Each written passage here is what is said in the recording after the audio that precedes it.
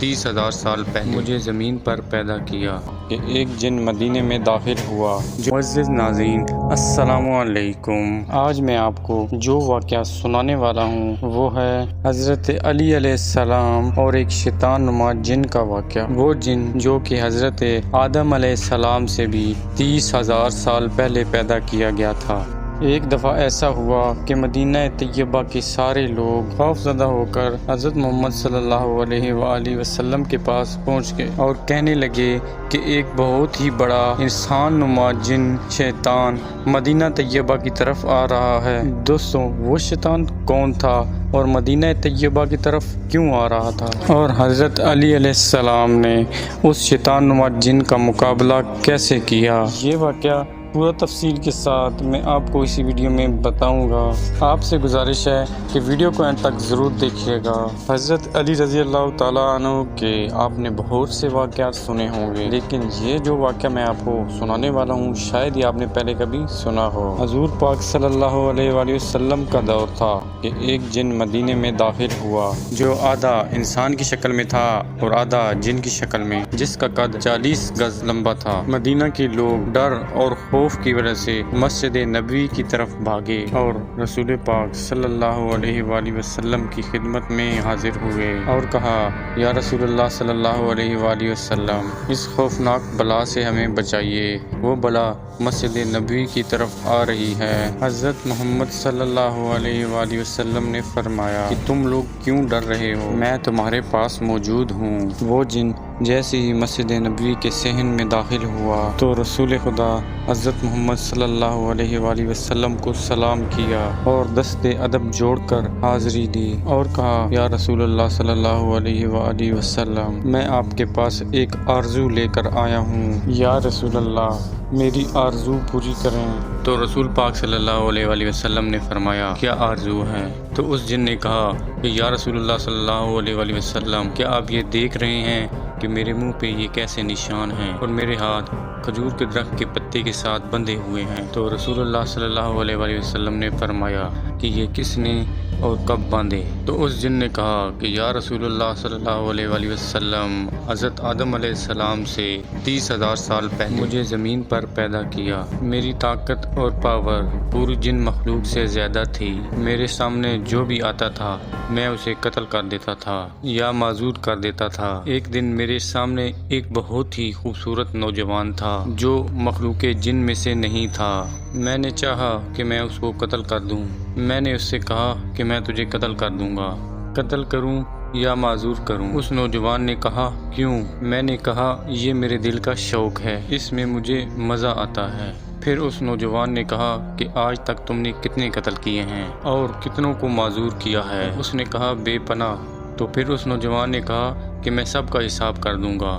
اور پھر مجھے غصہ آیا اور میں نے اس پر حملہ کیا، مگر اس نے میرا حملہ ناکام کر دیا۔ پھر اس نوجوان نے میرے گال پر ایک تھپڑ مارا اور اس کے ایک تھپڑ سے میں بے جان ہو گیا، اور پھر کھجور کے پتے سے اس نوجوان نے میرے ہاتھ باندھ دیے۔ میرے اندر جتنی بھی طاقت تھی اس کے ایک تھپڑ مارنے سے وہ ساری ختم ہو گئی۔ میں نے اس کی بہت منت کی کہ مجھے آزاد کر دو، اور وہ جاتے جاتے میری نظر سے غائب ہو گیا۔ تو میں اپنی جن قوم کے پاس آیا، سب نے میرا علاج کیا، مگر میرا درد نہ گیا اور نہ ہی میرا خون بند ہوا۔ میری قوم نے میرے ہاتھ کھولنے کی بہت زیادہ کوشش کی، مگر میرے ہاتھ نہیں کھلے، وہ سب بے بس ہو گئے، اور پھر مجھے میرے حال پر چھوڑ دیا گیا اور میں بھی بے بس ہو کر بیٹھ گیا۔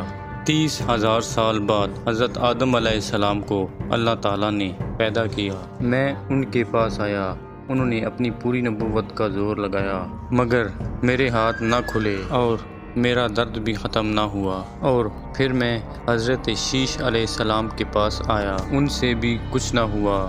پھر ان کے بعد اللہ تعالیٰ کے جتنے بھی نبی آئے میں ان سب کے پاس گیا، لیکن کسی سے بھی کچھ نہ ہوا، نہ میرا ہاتھ کھلا اور نہ میرا درد ختم ہوا۔ اور جب حضرت ابراہیم علیہ السلام آئے تو میں ان کے پاس آیا، انہوں نے بھی بہت کوشش کی لیکن ان سے بھی کچھ نہ ہوا۔ پھر ان پر اللہ تعالیٰ کی وحی نازل ہوئی کہ اے ابراہیم اس کو چھوڑ دو، اس کو وہی کھولے گا جس نے اسے باندھا ہے۔ میں نے حضرت ابراہیم علیہ السلام سے کہا کہ وہ کون ہے، وہ کب آئیں گے؟ تو حضرت ابراہیم علیہ السلام نے آپ کا بتایا، تو تب سے میں آپ کا انتظار کر رہا ہوں اور وہ انتظار آج پورا ہوا۔ اس جن کی باتیں سن کر وہاں پر موجود کھڑے سارے اصحاب کرام نے فرمایا کہ یا رسول اللہ صلی اللہ علیہ وآلہ وسلم اس کے ہاتھ تو ہم کھول دیتے ہیں۔ اصحاب نے بھی بہت کوشش کی لیکن سارے ناکام رہ گئے کہ یہ کھجور کا پتا اتنا سخت ہے کہ ہماری تلواروں سے بھی نہ کٹا۔ تو اصحاب بھی بے بس ہو کر بیٹھ گئے۔ تو اس جن نے کہا کہ یا رسول اللہ صلی اللہ علیہ وآلہ وسلم آپ میری آرزو پوری کریں۔ اتنے میں ایک شخص مسجد نبوی میں داخل ہوا۔ اس شخص کو دیکھ کر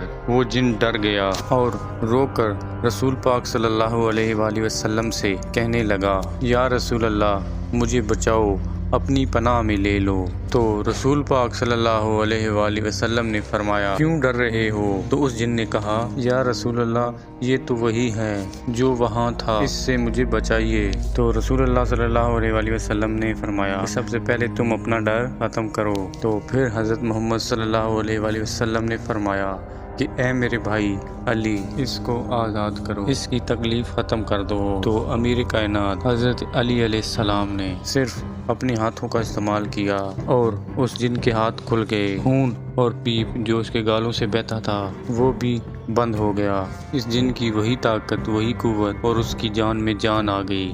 تو وہ جن فوراً حضرت علی علیہ السلام کے قدموں میں گر گیا اور کہا کہ مجھے اپنا غلام بنا لیجئے۔ تو اس طرح اس کی آرزو پوری ہو گئی۔ تو رسول خدا حضرت محمد صلی اللہ علیہ وآلہ وسلم نے فرمایا کہ اب تم واپس چلے جاؤ۔ تو اس جن نے کہا کہ یا رسول اللہ صلی اللہ علیہ وآلہ وسلم ہزاروں سال بعد مجھے حق ملا ہے اور میں حق کو چھوڑ کر کہاں جاؤں؟